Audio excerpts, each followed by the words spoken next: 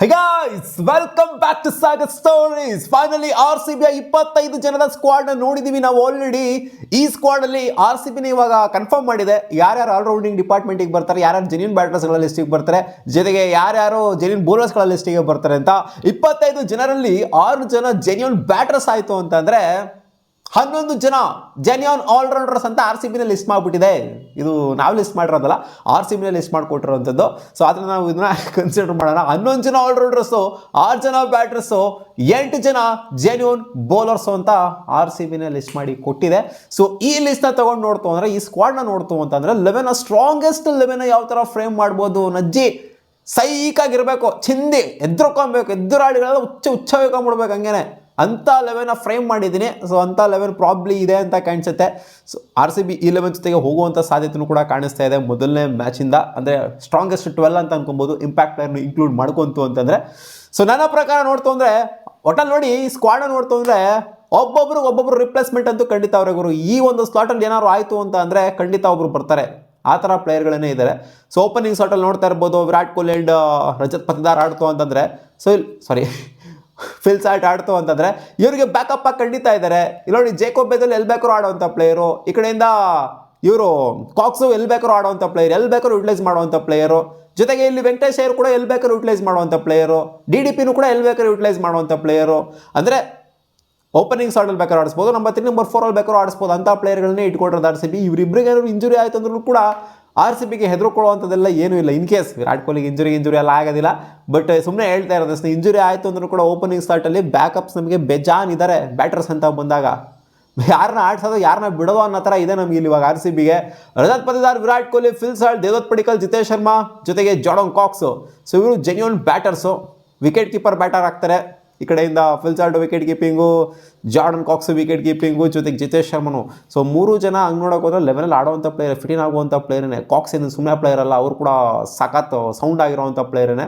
So ನೋಡಿ, sound ಆಗಿರೋವಂಥ ಪ್ಲೇಯರ್ಗಳೇ ನಾವು backup ಆಗಿ ಇಟ್ಕೊಂಡಿದ್ದೀವಿ ಅಂತಂದರೆ ನಮ್ಮ ಸ್ಕ್ವಾಡ್ ಸ್ಟ್ರೆಂತು, ನಮ್ಮ ಬೆಂಚ್ ಸ್ಟ್ರೆಂತು ಯಾವ ಥರ ಇದೆ ಅಂತ ನಾವು ಇಲ್ಲಿ ಅರ್ಥ ಮಾಡ್ಕೊಬೇಕು. ಜೆನ್ಯೂನ್ ಬೌಲರ್ಸ್ ಅಂತ ಬಂದಾಗ ಹಜಲ್ವುಡ್, Bhuvneshwar Kumar, Nuvan Tushar, Jacob Duffy, ಆಮೇಲೆ ಸುಯಾಶ್ ಶರ್ಮಾ, ರಸಿಕ್ದಾರ್ ಸಲಾಮು, ರಸಿಕ್ದಾರಿಗೆ ಚಾನ್ಸಸ್ ಸಿಗ್ತಾ ಇಲ್ಲ, ಅಭಿನಂದನ್ ಸಿಂಗು. ಸೊ ಇವ್ರಿಗೇನೆ ಅವಕಾಶ ಸಿಗ್ತಾ ಇಲ್ಲ ಅಲ್ಲಿ. ಇವಾಗ ಹೊಸ್ದಾಗಿ ತಗೊಂಡಿರೋಂಥ ಪ್ಲೇಯರ್ಸ್ಗಳಿಗೆ ಎಲ್ಲಿ ಅವಕಾಶ ಗುರು ಅಂತ ಕೇಳಿದ್ರೆ, ಹೌದು ಅವಕಾಶ ಸಿಗುತ್ತೆ ನನ್ನ ಪ್ರಕಾರ. ನೋಡ್ತು ಅಂತಂದರೆ ಹೊಸ್ದಾಗಿ ತಗೊಂಡಿರೋಂಥ ಇಬ್ಬರು ಪ್ಲೇಯರ್ಸ್ಗಳನ್ನ 11 ಫಿಟ್ ಇನ್ ಮಾಡುವಂಥ ಎಲ್ಲ ಸಾಧ್ಯತೆ ನನಗೇನು ಎದ್ದೆದ್ದಿಗೆ ಕಾಣಿಸ್ತಾ ಇದೆ.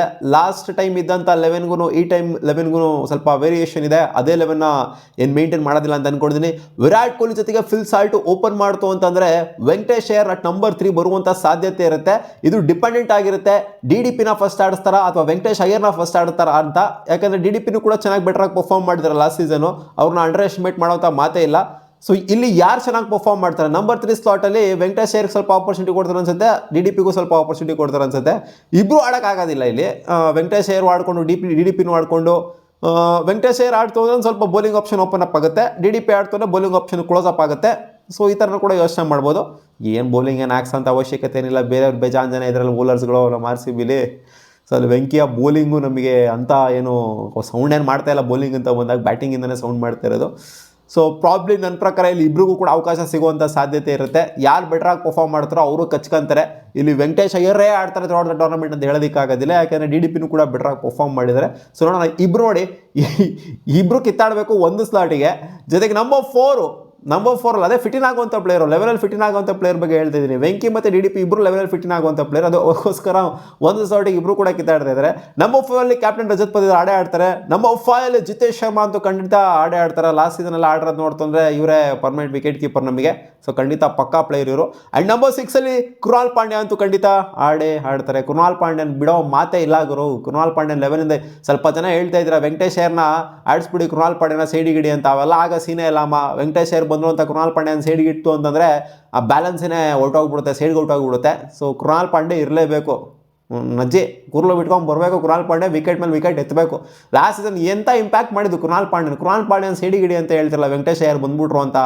ಅವೆಲ್ಲ ಆಗಲ್ಲ, ಕೃಣಾಲ್ ಪಾಂಡ್ಯ ಆಡಲೇಬೇಕು. ಇನ್ನೂ ಬೇಕಾದ್ರೆ ವೆಂಕಟೇಶ್ ಅಯ್ಯರ್ನ ಸೈಡಿಡೋಣ. ನಂಬರ್ 7 ಟೀಮ್ ಡೇವಿಡ್ ಖಂಡಿತ ಆಡ್ತಾರೆ. ಸೊ ಇವ್ರನ್ನ ಬಿಡೋವಂಥ ಮಾತೇ ಇಲ್ಲ. ನಂಬರ್ 8 ರೊಮಾರಿಯೋ ಶೆಫರ್ಡು. ಸೊ ಇವರಿಬ್ಬರು ಏನು ಮಾಡ್ತಾರೆ ಗೊತ್ತಾನೆ, ಧ್ವಂಸ CSK ಏನು ಮಾಡ್ತಾರೆ ಗೊತ್ತಾನೆ. ಎತ್ಕೊಂಡು ಹೋಗ್ಬಿಟ್ರು ಸಿ ಎಸ್ ಕೆ ಅವ್ರು ಹಂಗೇನೆ ಆ ಥರ ಅವ್ನ ಅಜ್ಜಿ ಫಿನಿಶಿಂಗ್ ಟಚ್ನ ಕೊಡ್ತಾರೆ. ಸೊ ಇದಕ್ಕಿಂತ ಒಂದು ಬೊಂಬಾಟು ಬೆಂಕಿ ಸಾಲಿಡ್ ಟೀಮ್ ನೋಡೋರು ಹೆಂಗೈತೆ ಅಂತ ಟೀಮ್ ನೋಡಿದ್ರೆ ಅವ್ನ ಅಜ್ಜಿ ಚಿನ್ನ ಬಂಗಾರದಂಗೆ ಐತೆ ಟೀಮಲ್ಲಿ. ನಂಬರ್ 9 ಏನಾದರೂ ಬಂದ್ಬಿಟ್ರು ಅಂತ ಅನ್ಕೊಳ್ಳಿ ಇವರು ಮಂಗೇಶ್ ಅವರು. ನಂಬರ್ 9 ಕೂಡ ಬ್ಯಾಟಿಂಗು, ಲೆಫ್ಟ್ ಆರ್ಮ್ ಪೇಸು, ಬುಡ ಹೊಡೆಯುವಂಥ ಬೌಲರು, ಯಾರ್ಕರ್ ಸ್ಪೆಷಲಿಸ್ಟ್ ಅಂತ ಇವ್ರು ಬೇರೆ. ಲೆಫ್ಟ್ ಆರ್ಮ್ ಪೇಸ್ ವೇರಿಯೇಷನ್ ಇರುತ್ತೆ. ಎಷ್ಟು ಜಾಳಿಗೆ ಕಂಪೇರ್ ಮಾಡ್ತು ಅಂತಂದರೆ ಖಂಡಿತ ಮಂಗೇಶ್ ಅವ್ರಿಗೆ ಆಡಿಸುವಂಥ ಚಾನ್ಸಸ್ಸು ಜಾಸ್ತಿ ಇರುತ್ತೆ. ಯಾಕಂದರೆ ಅವ್ರನ್ನ ಅಷ್ಟು ಕೊಟ್ಬಿಟ್ಟು ತೊಗೊಂಡಿದ್ರೆ 5.2 ಕೋಟಿ ಕೊಟ್ಬಿಟ್ಟು ಕಿತ್ತಾಡ್ಕೊಂಡು ತೊಗೊಂಡಿದ್ದಾರೆ. ಮಂಗೇಶ್ ಅವರು ಬೇಕು ಅಂತ ಸುಮ್ಮನೆ ತೊಗೊಂಡಿಲ್ಲ, ಅವ್ರನ್ನ ಏನು ಬೇಸ್ ಪ್ರೈಸಿಗೆ ಪಿಕ್ ಮಾಡಿಲ್ಲ.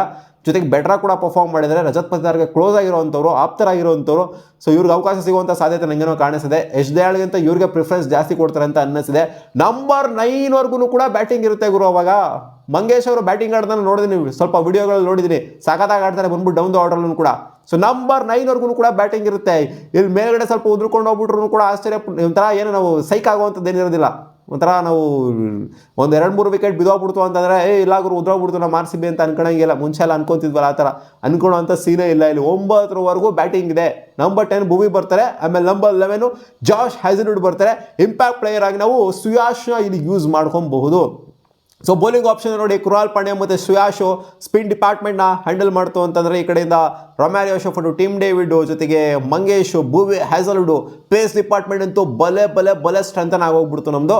ಹಂಗೆ ನೋಡೋಕೆ ಹೋಯ್ತು ಅಂದರೆ ಸ್ಪಿನ್ನೇ ಸ್ವಲ್ಪ ಕಮ್ಮಿ ಅಂತ ಅನಿಸುತ್ತೆ. ಅಷ್ಟೇ ಕಮ್ಮಿ ಅಲ್ಲ, ಇಬ್ಬರು ಸಾಕು ಸ್ಪಿನ್ನರ್ಸು, ಜೆನ್ಯೂನ್ ಸ್ಪಿನ್ನರ್ಸ್ ಇಬ್ಬರು 8 ಓವರ್ ಆಗ್ತು ಅಂದರೆ ಇಟ್ಸ್ ಮೋರ್ ದೆನ್ ಎನಫು. ಪೇಸು ಸಿಕ್ಕಾಪಟ್ಟೆ ಜಾಸ್ತಿ ಇದೆ ನಮ್ಮ RCBಲಿ. ಯಾಕಂದರೆ ಆಲ್ರೌಂಡರ್ಸ್ ಅಂತ ಬಂದಾಗ ನಮ್ಮ ಹತ್ರ ಇರೋದು ಪೇಸ್ ಆಲ್ರೌಂಡರ್ಸೇ ಜಾಸ್ತಿ ಇರೋದು. ಈ ಕಡೆಯಿಂದ ವೆಂಕಟೇಶ್ ಏನು ತೊಗೊಂತಂದ್ರೆ ಅವರು ಕೂಡ ಇನ್ನೇನು ಪೇಸೇ ಹಾಕೋದು, ಮೀಡಿಯಂ ಪೇಸನ್ನೇ ಹಾಕೋದು. ಸೊ ಆದ್ದರಿಂದ RCB ಆಲ್ ಓವರ್ ನೋಡ್ತು ಅಂದರೆ ಸಿಕ್ಕಾಪಟ್ಟೆ ಬಲಿಷ್ಠವಾಗಿ ಕಾಣಿಸ್ತಾ ಇದೆ ಗುರು. ಬ್ಯಾಟಿಂಗಲ್ಲಂತೂ ನಜ್ಜಿ ನಂಬರ್ 9 ಕೂಡ ಬ್ಯಾಟಿಂಗ್ ಅಂತಂದರೆ ಎಲ್ಲ ಕಳೋಗ್ಬಿಡ್ತಾರೆ ಹಂಗೆ ಆಪೋನೆಂಟ್ಸ್ಗಳು. ನೋಡ್ಬಿಟ್ಟೆ ಹಂಗೆ ಹೇಳ್ದನಲ್ಲ, ಹುಚ್ಚಿಕೊಂಡ್ಬಿಡ್ತಾರೆ ಚಡ್ಡಿಲೇ. ಏನು ಗುರು ಇದು ಹಿಂಗೈತೆ ಟೀಮು, ಏನು ಗುರು ಇದು ಈ ಟೀಮ್ನ ಹೊಡ್ಯಾಕಾನ ಆಗುತ್ತಾ ಗುರು ಅಂತ ಅಂದ್ಕೊಳ್ಳೋವಂಥ ಟೀಮ್ ಥರ ಕಾಣಿಸ್ತಾ ಐತೆ ನಮ್ಮ RCB. ಈ 12 ನೋಡ್ತು ಅಂತ ಅಂದಾಗ ಕಾದು ನೋಡೋಣ ಏನಾಗುತ್ತೆ ಅಂತ. ನಿಮ್ಮ ಅನಿಸಿಕೆ ಏನು? RCBಯ ಈ ಒಂದು 12 ನೋಡಾದ್ಮೇಲೆ ನಿಮಗೆ ಹಾನೆಸ್ಟಾಗಿ ಏನು ಫೀಲ್ ಆಗ್ತಾ ಇದೆ? ಇದೇ ಸ್ಟ್ರಾಂಗೆಸ್ಟ್ ಅಂತ ಅನ್ನಿಸ್ತಾ ಇಲ್ವಾ? ಮಂಗೇಶ್ ಅವ್ರು ಆಡೋದನ್ನ ನೋಡ್ಬಿಟ್ಟು ಆಮೇಲೆ ಬೇಕಾದ್ರೆ ಕಾಮೆಂಟ್ ಮಾಡಿ. ಅವ್ರದ್ದು ವೀಡಿಯೋಸ್ ಎಲ್ಲ ಯೂಟ್ಯೂಬಲ್ಲಿದೆ, ಬ್ಯಾಟಿಂಗ್ ಆಡೋದು ಇದೆ, ಜೊತೆಗೆ ಬೌಲಿಂಗು ಕೂಡ ಅವ್ರು ಹಾಕೋದು ಇದೆ. ಹೋಗ್ಬಿಟ್ಟು ನೋಡ್ಬಿಟ್ಟು ಆಮೇಲೆ ಬಂದ್ಬಿಟ್ಟು ಕಾಮೆಂಟ್ ಮಾಡಿ. ನಾವಿಲ್ಲಿ ಅಂಡರ್ 19 ಪ್ಲೇಯರ್ಸ್ಗಳೇ 4 ಜನ ತೊಗೊಂಡಿದ್ದಾರೆ. ಅವ್ರ ಕಡೆ ತಲೆನೇ ಹಾಕಂಗಿಲ್ಲ ಗುರು. ಲಾಸ್ಟ್ ಸೀಸನ್ ಬೇರೆ ಅಭಿನಂದನ್ ಸಿಂಗ್ ಅಂತ ಅವ್ರು ರಿಟರ್ನ್ ಮಾಡ್ಕೊಂಡಿದ್ದಾರೆ. ಸೊ ಅವ್ರ ಕಡೆ ತಲೆನೇ ಹಾಕಂಗಿಲ್ಲ. ಸೊ ಒಂದು 5-6 ಜನದ ಕಡೆ ತಲೆನೇ ಹಾಕಂಗಿಲ್ಲ ನಾವು. ಆ ಥರ ಇದೆ. ಏನೇ ಕಾಂಬಿನೇಷನ್ ವರ್ಕೌಟ್ ಮಾಡಿಕೊಟ್ರು ಒಂದು ವಿತಿನ್ ಒಂದು 16-17 ಮೆಂಬರ್ಸು ಇಷ್ಟರಲ್ಲೇ ವರ್ಕೌಟ್ ಮಾಡ್ಕೊಬೇಕು. ಇನ್ಫ್ಯಾಕ್ಟ್ ಟೀಮ್ ಜಾಸ್ತಿ ಚೇಂಜು ಆಗೋದಿಲ್ಲ ಅಂತ ಕಾಣಿಸುತ್ತೆ. ನೋಡಿ ಹೆಂಗಿದೆ ಅಂತ ಟೀಮ್ ನೋಡಿ ಗುರು ಹೆಂಗಿದೆ ಅಂತ ನಜ್ಜಿ. ಇದಕ್ಕಿಂತ ಟೀಮ್ ಬೇಕಾ ಟ್ರಾಫಿನ ಗೆಲ್ಲೋದಕ್ಕೆ ಮತ್ತೆ? ಸೊ ನನ್ನ ಪ್ರಕಾರ ನೋಡ್ತು ಅಂತಂದರೆ ಇದಕ್ಕಿಂತ ಸ್ಟ್ರಾಂಗೆಸ್ಟ್ ಟೀಮ್ನ ಪ್ರಾಬ್ಲಿ ಬೇರೆ ಯಾವ ಟೀಮ್ನು ಕೂಡ ಮೈಂಟೈನ್ ಮಾಡಿಲ್ಲ ಅಂತ ಕಾಣಿಸ್ತಾ ಇದೆ ಆಫ್ಟರ್ ದ ಆಕ್ಷನು. ಇನ್ಫ್ಯಾಕ್ಟ್ ಪಂಜಾಬ್ ಕಿಂಗ್ಸ್ನು ಕೂಡ ಇದಕ್ಕಿಂತ ಸ್ಟ್ರಾಂಗೆಸ್ಟ್ ಟೀಮ್ನ ಮೈಂಟೈನ್ ಮಾಡಿಲ್ಲ ಅಂತ ಕಾಣಿಸ್ತಾ ಇದೆ.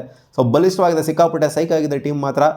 RCB ಮತ್ತೆ ಇನ್ನೊಂದ್ಸಲಿನೂ ಕೂಡ ಟ್ರೋಫಿ ಗೆದ್ರೆ ಆಶ್ಚರ್ಯ ಪಡುವಂಥದ್ದೆಲ್ಲ ಏನೂ ಇಲ್ಲ. ಯಾಕಂದರೆ ಟೀಮ್ ನೋಡ್ತು ಅಂದರೆ ಆನ್ ಪೇಪರ್ ನೋಡ್ತು ಅಂತಂದರೆ ಖಂಡಿತ ಸಿಕ್ಕಾಪಟ್ಟೆ ಸೈಕಾಗಿ ಕಾಣಿಸ್ತಾ ಇದೆ. ನಿಮ್ಮ ಹಾನೆಸ್ಟ್ ಅಭಿಪ್ರಾಯನ ಕಾಮೆಂಟ್ ಸೆಕ್ಷನಲ್ಲಿ ಹಾಕಿ, ನೋಡ್ತೀನಿ ಹೆಂಗಿದೆ ಟೀಮ್ ಅಂತ. ಮತ್ತೆ ಸಿಗೋಣ ಮುಂದಿನ ವಿಡಿಯೋದಲ್ಲಿ ಗಾಯ್ಸ್.